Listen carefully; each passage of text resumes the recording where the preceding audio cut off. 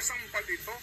Klarong-klaro na po, hindi po ba na ito po ay perang nakalaan sa kalusugan ng mga Pilipino hango sa koleksyon ng mga batas na ipinagpapasa nitong mga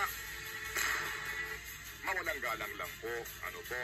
Hindi ho ba ang inyo pong press release ay kaninyo igagalang yung desisyon at gagawin po noong pa daw po iniutos, ganda ng papogi ninyo, noong pa daw po iniutos ni Pangulong Marcos na ibalik yung PhilHealth Fund.